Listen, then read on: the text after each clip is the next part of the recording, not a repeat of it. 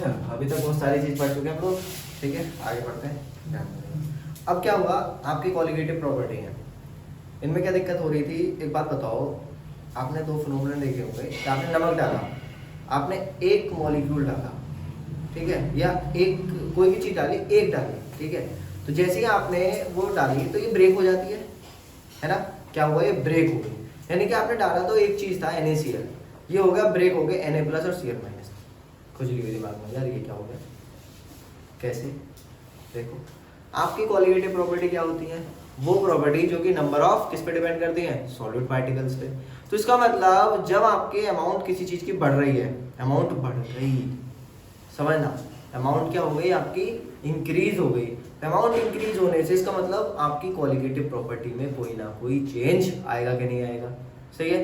अब ये क्या और चीज़ भी पॉसिबल है, आपने कोई चीज़ डाली सॉल्वेंट में, तो जैसे आपने सॉल्वेंट में कोई सॉल्यूट डाला, डालने के बाद वो एसोसिएट हो जाए, एक से दो मॉलिक्यूल थे, दो मॉलिक्यूल एक की तरह काम करने लगे, पॉसिबल है ना, डाइमर फॉर्म हो जाए, पॉलीमर फॉर्म हो जाए, ये सारी चीज़ हो सकता है ना, ठीक। तो यहाँ पे भी क्या होगा, कॉलिगेटिव प्रॉपर्टी आपकी चेंज, अभी किस तरीके से चेंज होगी, तो यानी कि आपकी जो कॉलिगेटिव प्रॉपर्टी थी, जो हमने अभी स्टडी करी, नॉर्मल जो कर रही थी, वो अब क्या होगा, नॉर्मल वर्क नहीं करेगी, सही है ना, वो अब क्या होगा, नॉर्मल वर्क नहीं करेगी।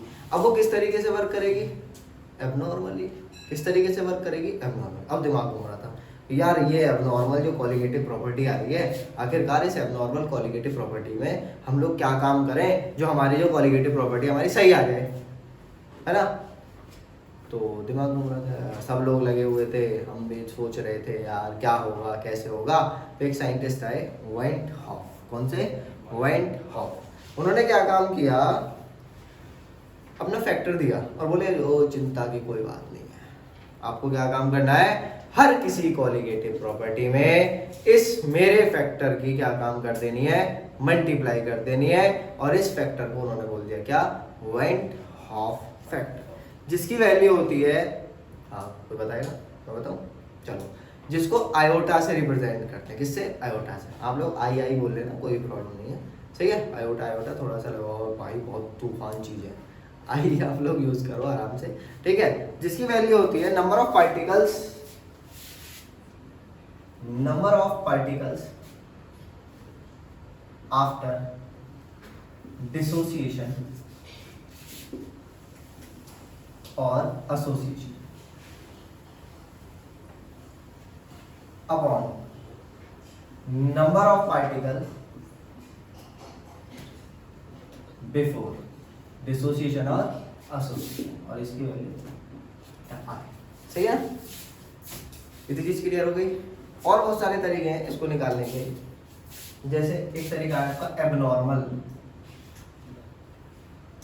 Colligative property upon normal colligative property, abnormal upon normal हो गया, ठीक है। एक तरीका है आपका कैलकुलेटेड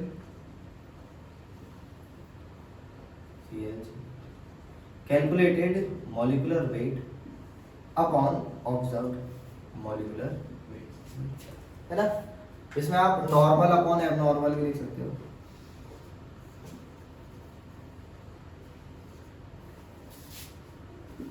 सही, चीज क्लियर हो गई। तो ये आयोडा निकालने का तरीका होगा, अब दिक्कत तो यही है, निकलेगा, है ना, चलो समझते हैं। तो कुछ पुरानी यादें आने वाली हैं, फिर से समझते हैं। आपको क्या काम करना है, कॉलिगेटिव प्रॉपर्टी निकालनी है, यानी कि सीधा सीधा आपको एबनॉर्मलिटी निकालनी है। तो एबनॉर्मलिटी निकालने के लिए आपको क्या, वेंट ऑफ फैक्टर निकालना पड़ेगा। मान लेते हैं हमारे पास, हाँ एक चीज़ क्लियर कर देता हूँ, कि हम जो भी बात करने जा रहे हैं यहाँ पे इक्विलिब्रियम पे बात करने जा रहे हैं, है ना, है, और बिना इक्विलिब्रियम के भी मैं आपको समझाऊंगा कैसे होगा कैसे नहीं होगा, ठीक है। तो इसमें डरने घबराने वाली बात नहीं है। तो मान लो मेरे पास कोई भी चीज़ थी ए, है ना, मेरे पास क्या था, कोई भी चीज़ ए या ए भी ले रहे हैं, तो यहाँ पर ए एक्स और बी वाई, अब आसानी से सही है, ए एक्स बी वाई, मैंने जैसे NaCl हो गया, MgCl2 हो गया, बहुत सारी चीज़ें हैं जो कि और भी बहुत सारी चीज़ हो सकती हैं आपकी। आपने क्या काम किया, इनको लिया, लेने के बाद ये ब्रेक हो गया। तो आपके पास क्या चीज आई, आपके पास क्या चीज आई कि भाई मैंने तो एक चीज डाली थी, मेरे पास कितनी चीज आ गई, 2-3 पार्टिकल आ गए, है ना। पार्टिकल के नंबर क्या हो गए, इंक्रीज हो गए, ठीक। और हम लोगों ने मान लिया इसका डिग्री ऑफ डिसोसिएशन, क्योंकि ये क्या है, वीक इलेक्ट्रोलाइट है कोई भी, तो इसका डिग्री ऑफ डिसोसिएशन क्या हो गया, अल्फा मान गया, सही। तो t इक्वल टू 0 पे अभी हमारे पास कुछ नहीं है, तो इसकी वैल्यू कितनी आ रही है, 1, यहाँ पे 1 है, सही है। या फिर आप c लेके भी कर सकते हो, 1 ले लो, नंबर ऑफ पार्टिकल की बात कर रहे हैं तो। फिर उसके बाद एट इक्विलिब्रियम, इक्विलिब्रियम पे इसकी वैल्यू कितनी आएगी, देखो इसकी आएगी x अल्फा, इसकी कितनी आएगी y अल्फा, इसकी कितनी आएगी y अल्फा। अब देखो इसकी वैल्यू कितनी आएगी, 1 माइनस 1 मल्टीप्लाई अल्फा, सही है, यहाँ पे अल्फा। क्लियर, इतनी समझ में आ गई। अब आपके पास वेंट ऑफ फैक्टर निकालने का एक ही तरीका है। अरे पार्टिकल्स दे रखे हैं बाबा, पार्टिकल्स दे रखे हैं तो क्या काम करोगे, ऑब्वियस बात है, number of particle after dissociation, dissociation हो रहा है ना, तो आफ्टर अपॉन बिफोर वाला फॉर्मूला लगा दो, सही। तो आफ्टर डिसोसिएशन ये प्लस ये प्लस ये कर दोगे, अब कर दोगे ना, कर दो, 1 minus alpha plus x alpha plus 1, सही है। अब क्या हुआ, अपॉन 1, बिफोर डिसोसिएशन कितना है 1। अगर यहाँ पे मैं n लिख देता तो बिफोर डिसोसिएशन कितने हो जाते, n हो जाते। अगर मैं z लिख देता z हो जाता, ठीक है। चलो चलते हैं। अब मैं यहाँ से अल्फा, इन दोनों में से पहले कॉमन निकालता हूँ, अल्फा, सही है। ये कितना हो जाएगा, 1 माइनस अल्फा और प्लस अल्फा x प्लस, अब मान लेते हैं x प्लस वाई की value n, n is equal to x plus y. ऐसा क्यों कर रहा है, ताकि हमारी थोड़ी कैलकुलेशन इजी हो जाए। नहीं तो बार बार x प्लस वाई अपॉन में क्या चल रहा है, 1 लिखोगे, तो ये लिखना। तो आपने क्या काम किया, अल्फा कॉमन लिया और इसकी वैल्यू कितनी रख दी n, तो हमारे पास जो इक्वेशन आ गई वो कितनी आ गई, अल्फा n, ठीक है, कितनी आ गई n, सही है। n की वैल्यू कितनी है आपकी, x प्लस वाई। इसी चीज क्लियर है, अब ऐसा ही है ना, समझ में भी आ रहा है पक्का सबके। चलो, तो ये आपका वैल्यू है। अब यहाँ से आप ये दो है, एक ही चीज मिल गई, एक ही चीज मिल गई। आप यहाँ से अल्फा की वैल्यू, अल्फा कॉमन निकाल सकते हो, फिर और आगे थोड़ा सा सिंप्लीफाई कर सकते हो, वो आपकी मर्जी है, नहीं तो यहाँ पे भी आप छोड़ सकते हो, सही है। अब कभी भी आपका क्या हो, कोई वीक इलेक्ट्रोलाइट हो जिसके लिए अल्फा की वैल्यू गिवन हो या अल्फा की वैल्यू निकालनी हो, तो आप क्या काम करोगे, वेंट ऑफ फैक्टर निकालोगे और इस फॉर्मूले में पुट कर दोगे, आपका आंसर आ जाएगा, सही है। इस फॉर्मूले में सिंपली रखना है और आपका आंसर आ जाएगा, ठीक। अब इसमें डिसोसिएशन के लिए कर ले, है ना, करने की कोशिश करोगे, चलो तो कर लो, निकालो। इधर समझ में आया, किसी को लिखना है तो लिखो फटाफट से, लिखो जल्दी से, किसी को लिखना है, लिख लिया, चले आगे। अबे साथ के साथ लिख रहे थे क्या, अच्छी बात है, चलो आगे चलते हैं। अब क्या हो, यहाँ पे एसोसिएशन हो जाए, यानी कि आपके जो पार्टिकल्स थे वो जुड़ जाए एक तरीके से, सही है। तो उस केस में क्या होगा, उस केस में भी समझो, जैसे एग्जांपल से ऐसे लेते हैं 2CH3COH है आपके, सही, 2CH3COH, और ये क्या होगा आगे चल के इक्विलिब्रियम के टाइम पे, ये क्या होगा, डाइमर बना दे एक तरीके से, तो क्या होगा CH3COH, और ये कितना हो गया, डाइमर बन गया, यानी कि 2 का कितना हो गया। अब धोखा नहीं है, क्या है, धोखा, सही है। बहुत से लोग तो धोखा धोखा समझ रहे, धोखा हो गया हमारे साथ, धोखा नहीं है कुछ भी, सही है। चलो इसको नीचे वाले को बैठा, चलो, है ना, यहाँ पे भी अल्फा अल्फा खेल ले, एक एग्जांपल तो हो गया। अब देखो और देख लेते हैं एक बार और एग्जांपल ले लेते हैं। यहाँ पे Na, ये क्या हुए, जुड़ गए और ये बना लिया An, है ना, जुड़ गए, तो पॉलीमर तो बन गए, क्योंकि 2 बन सकते हैं, 3 बन सकते हैं, कितने बन सकते हैं। इक्विलिब्रियम की बात चल रही थी, इक्विलिब्रियम आ गया, क्लियर। अब क्या काम करना है आपको, t इक्वल टू 0 पे ये कितने n और ये कितने 0। नेक्स्ट, अब क्या काम करना है, ऐड इक्विलिब्रियम। इधर ही ध्यान दो जरा से, फटाफट से खत्म होने वाला है वैसे, सही है।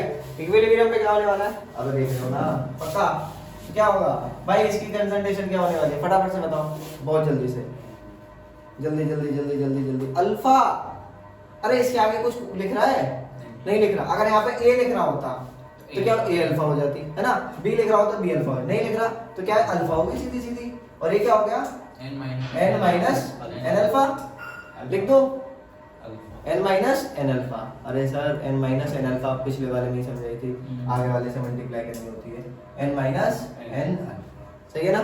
n कॉमन ले लो, ये तो बहुत आसान है, तो क्या हो गया, है ना, ये आ जाएगा आपका n कॉमन लेते। अब क्या काम करना है, अरे इस फॉर्मूले में रखना है, रख दो, कितना आया, रखो फटाफट से। जैसे आपने रखा तो n 1 minus alpha plus alpha, है ना, कितना है अल्फा अपॉन यहाँ पे आएगा आपका n, यहाँ पे क्या आएगा आपका n, क्लियर है ना। अब देखो जरा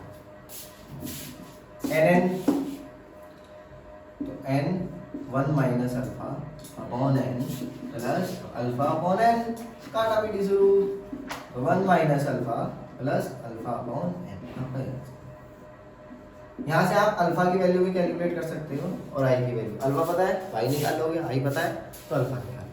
कुछ नहीं करना है, सीधा सीधा सारे फॉर्मूलेज आपके जितने भी हैं वो मॉडिफाई हो जाएंगे। सब में जितनी भी आपकी कॉलिगेटिव प्रॉपर्टी थी उन सब में किसकी मल्टीप्लाई हो जाएगी, इस आई की मल्टीप्लाई हो जाएगी। आया समझ, पक्का, यहाँ तक कोई दिक्कत किसी को, क्लियर है, चलो बहुत बढ़िया, आगे चले, देख लो इसको, किसी को डाउट है तो पूछ लो उससे, है ना। तो वेंटो फैक्टर क्या है, वेंटो फैक्टर देखो अभी पढ़ा था, वेंटो फैक्टर कुछ नहीं है, जो एबनॉर्मलिटी निकल के आ रही थी उस चीज को खत्म करने के लिए एक फैक्टर बनाया। किसने बनाया, एक साइंटिस्ट है, है ना, मल्टीप्लाई करना है इससे, ठीक है, ध्यान रखना मल्टीप्लाई करना। मॉडिफिकेशंस आपको मिल जाएंगे, चिंता ना करो, जो भी मॉडिफिकेशंस है उसके आप लोग चिंता ना करो, आपको मिल जाएंगे, ठीक है। तो क्या हुआ, वेंटो फैक्टर आया। वेंटो फैक्टर किस केस में आया, देखो वेंटो फैक्टर आया किस केस में, अगर या तो नंबर ऑफ पार्टिकल्स वो बढ़ जाए या नंबर ऑफ पार्टिकल्स घट जाए। अगर जितना डाला है उतना ही रहे, मान लो एक पार्टिकल डाला एक रहे तो कोई दिक्कत नहीं है भाई, हमारी जो नॉर्मल चीज चल रही थी वो आ जाएगी, सही है। अब दिमाग में चीज आती है, सर हाँ बताओ, तो आप चिल्लाए सर अगर किसी में अल्फा की वैल्यू 1 हो यानी कि स्ट्रॉन्ग इलेक्ट्रोलाइट हो, जैसे हम बहुत देर से चिल्ला रहे थे क्या NaCl ये सब वो सब है ना, तो ऐसे स्ट्रॉन्ग इलेक्ट्रोलाइट हो तो उस केस में क्या होगा, अरे अल्फा की वैल्यू कितनी रख दोगे इन्हीं फॉर्मूले में, अल्फा की वैल्यू 1 रखते हैं, आपका काम खत्म हो जाएगा, है ना, 1 आ जाएगा, ठीक है। तो यहाँ पे आप समझते चलो कैसे कैसे क्या क्या चीज होने वाली है। अल्फा की वैल्यू 1 रखते ही आप लोग समझ जाना क्या चीज होगी, ठीक है। एसोसिएशन में रखोगे, डिसोसिएशन में रखोगे, क्लियर। तो स्ट्रॉन्ग इलेक्ट्रोलाइट्स के लिए अल्फा की वैल्यू कितनी होती है आपकी 1। अब चीज समझो, फिर से मैं थोड़ा सा समझाने की कोशिश करता हूँ। तो यहाँ पे जो अल्फा की वैल्यू 1 रखोगे तो सीधी सीधी जो चीज आने वाली है वो नंबर ऑफ पार्टिकल, यानी कि Na आया, NaCl को आपने वाटर में डाला तो इसके लिए अल्फा की वैल्यू कितनी होगी 1। तो नंबर ऑफ पार्टिकल या आई की वैल्यू जो आएगी, देखो एग्जांपल समझते हैं, आसानी से समझ में आएगा। NaCl जैसे आपने डाला तो Na प्लस और Cl माइनस से ब्रेक हो गया, इसकी वैल्यू कितनी है 1, यानी कि कंप्लीटली खत्म हो जाएगा सर, एक तरीके से अगर मैं बोलूँ तो क्या हो जाएगा आपका, खत्म हो जाएगा। तो आई की वैल्यू किसके बराबर आ जाएगी, इसके बराबर आ जाएगी, है ना भाई। आफ्टर अपॉन बिफोर लगाओगे तो 2 अपॉन पहले कितना था 1, तो 2 अपॉन 1 कितना हो गया, सीधा सीधे लगा दो ना, सही है। तो ऐसे यहाँ पे अगर ये पूरी तरीके से कंप्लीटली इस तरीके से होता है, पूरा कंप्लीटली, आपने यहाँ पे अल्फा वल्फा कुछ नहीं देखा, पूरा कंप्लीटली अगर इस तरीके से होता है। हाँ एक चीज और, यहाँ पे जो अल्फा है वो है degree of association not dissociation, ठीक है। तो आप अल्फा की वैल्यू उस हिसाब से रख लोगे, ठीक। लेकिन अगर स्ट्रॉन्ग इलेक्ट्रोलाइट के बारे में बात करोगे तो वहाँ पे एसोसिएशन नहीं होगा, वहाँ पे क्या होगा बस डिसोसिएशन, ठीक है ना। चीजें समझ में आ गई, आसान है ना चीजें, चलो देख लो इसको से।